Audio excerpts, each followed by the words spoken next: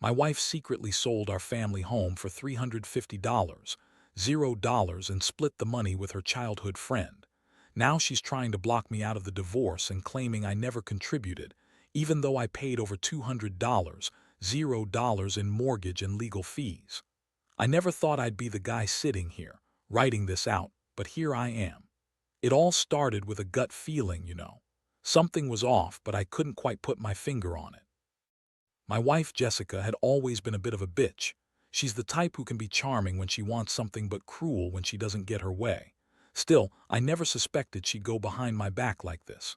We've been married for 10 years. I'm not a perfect guy, but I worked my ass off to give her a decent life.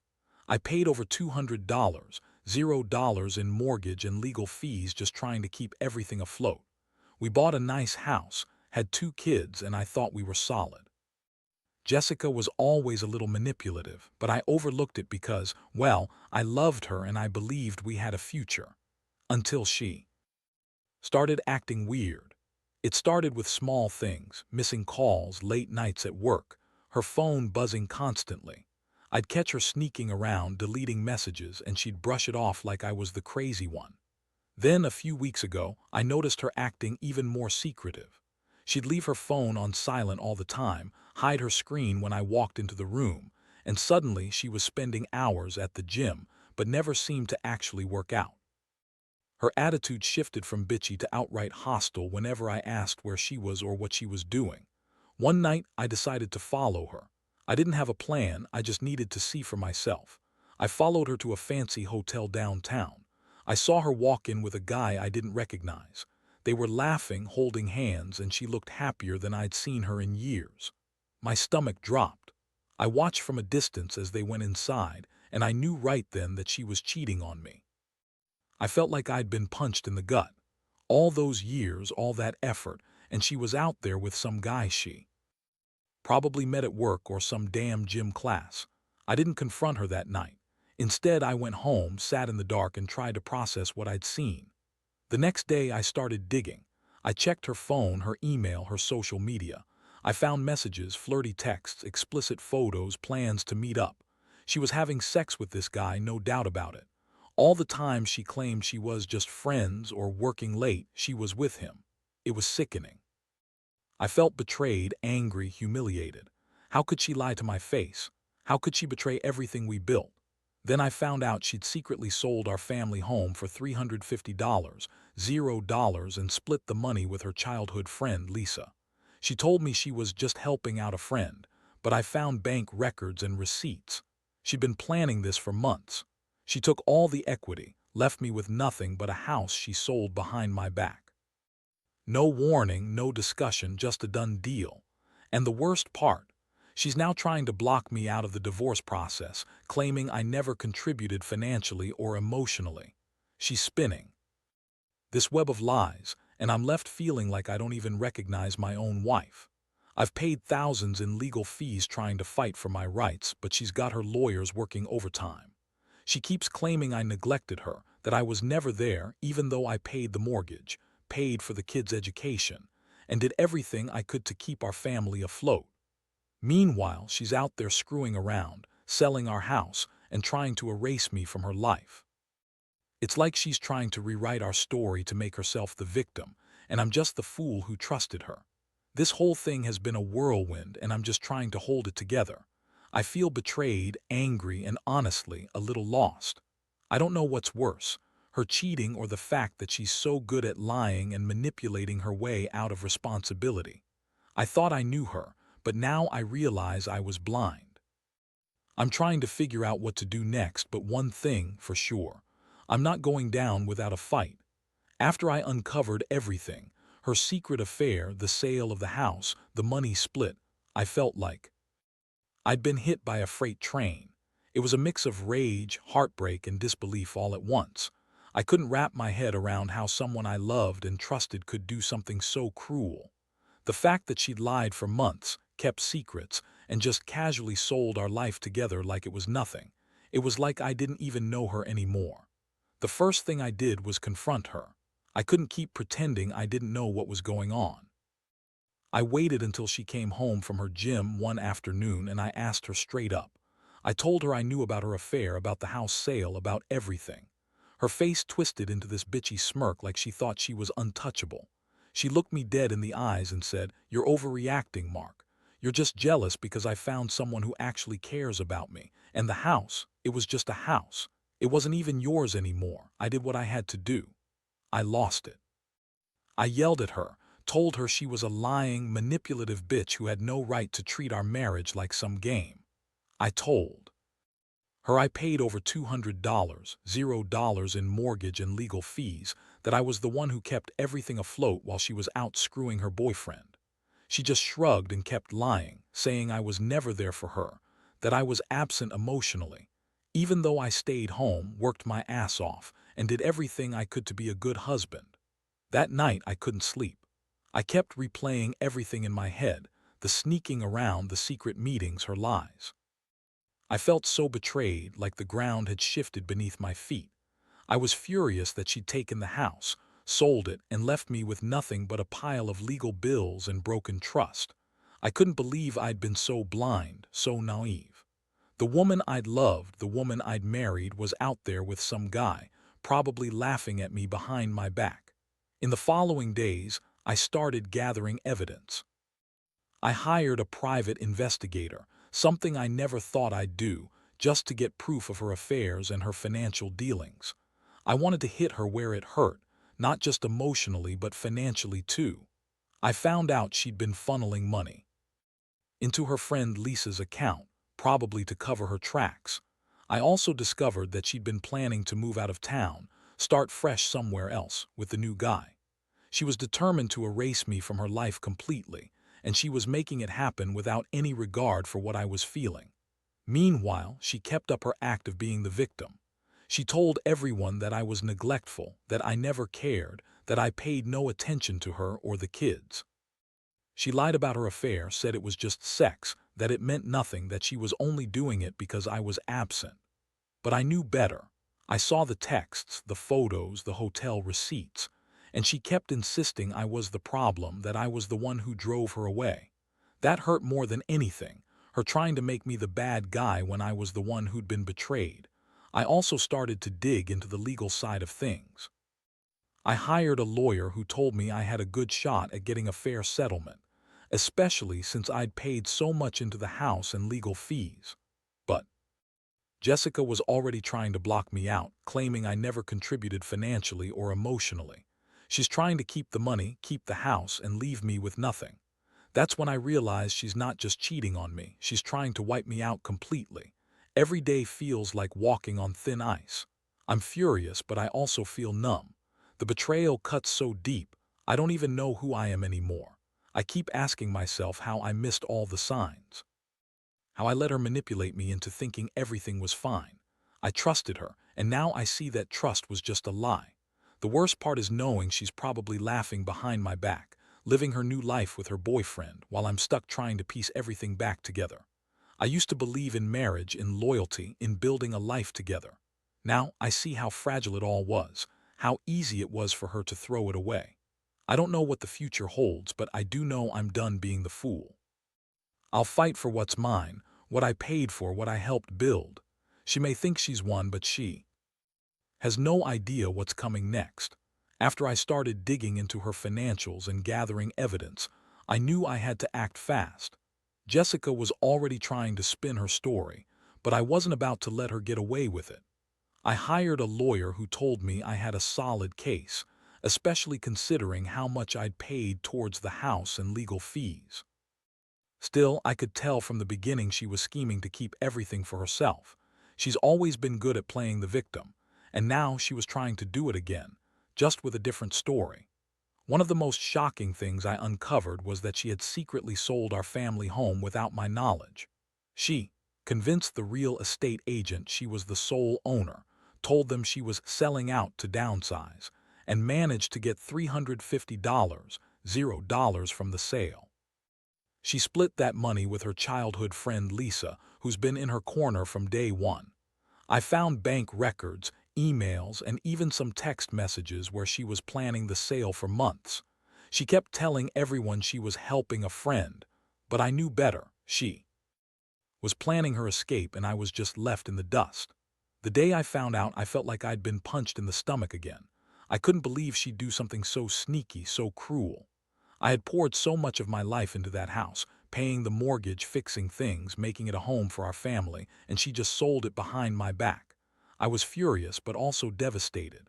It was like she'd erased everything we'd built together. All those memories, all the sweat and tears, gone just like that. So I confronted her again. I told her I knew about everything: the sale, the split with Lisa, her affair, her lies. Her reaction was classic Jessica. She looked at me like I was the crazy one, rolled her eyes, and said, "You're overreacting, Mark. It's just a house. You're making this all about money. I did what I had to do for myself." She kept denying any wrongdoing, claiming I was just jealous or insecure, but I wasn't about to buy her bullshit anymore. I saw her true colors now, all of them. The legal battle started to heat up. I filed for divorce, and my lawyer worked tirelessly to get a fair settlement. I wanted my fair share, what I paid, what I deserved, and I wanted her to be held accountable for her lies and betrayal. Jessica, on the other hand, was doing everything she could to block me out. She hired her own lawyers, and they were already spinning stories about how I was neglectful, absent, and not contributing. She claimed I never paid enough, even though I had records of every mortgage payment, every legal fee, every expense I covered. It was clear she was trying to manipulate the situation, spin it to her favor, and keep the money for herself. Meanwhile, I was feeling a roller coaster of emotions. Some days I was furious, ready to tear her apart for what she'd done. Other days I felt hopeless, wondering how I'd ever get my life back after all this. The betrayal cut so deep. I'd trusted her, loved her, and now I saw her for what she really was: a liar, a cheat, a thief. It was hard to accept that the woman I married was capable of such deception. I kept asking myself how I missed all the signs, how I let her manipulate me into thinking everything was fine. One thing I knew for sure: I couldn't stay silent anymore. I started talking to friends, family, anyone who would listen. I needed to get this off my chest, to process what had happened. I also started recording every conversation I could, just in case I needed proof of her lies or her attempts to manipulate the court. I wasn't going to let her get away with this. I was determined to fight for what I deserved, no matter how long it took. And the more I uncovered, the angrier I became. I realized she'd been planning her escape for months, selling the house, splitting the money, cheating on me, while I was working my ass off to keep everything together. It was like I was the only one still committed to the marriage, and she was just waiting for the right moment to burn it all down. That realization made me even more determined to see this through. I wasn't just fighting for the house or the money. I was fighting for my dignity, for my future, and to make her pay for what she'd done. By the time I got to the point where I had enough evidence to take legal action, I realized just how deep Jessica's lies went. She was trying to paint me as some neglectful, uninvolved husband, but the truth was I had paid over $200, $0 in mortgage and legal fees, always trying to keep our family afloat. She kept claiming I didn't contribute enough, that I was emotionally absent, but I was the one working long hours, fixing things around the house, supporting the kids, everything a husband is supposed to do. Yet she sat there, spinning her web of lies, trying to make me look like the bad guy. The day I officially filed for divorce, I felt a strange mixture of relief and rage. Relief because I was finally taking control, and rage because I knew she was going to fight me every step of the way. She responded with her usual bitchy attitude, claiming I was trying to ruin her life, that I was jealous of her new life with her boyfriend, and that she deserved to be happy. That was her go-to line, her way of twisting everything around to make herself look innocent. But I knew better. I had the proof: texts, emails, bank statements that told a different story. Jessica's lawyers started pushing back hard. They argued that I was neglectful, that I never paid enough, that I was emotionally distant. She even had the nerve to say I never helped with the kids or the household chores, things I was doing every day but she conveniently ignored. Meanwhile, she was out with her boyfriend, spending money, selling our house, and trying to cut me out completely.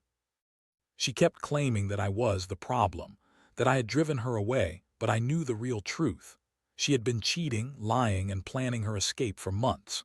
In the midst of all this, I learned that she had secretly sold our house for $350, $0, and split the proceeds with Lisa, her childhood friend. I found bank records and emails where she was coordinating everything behind my back.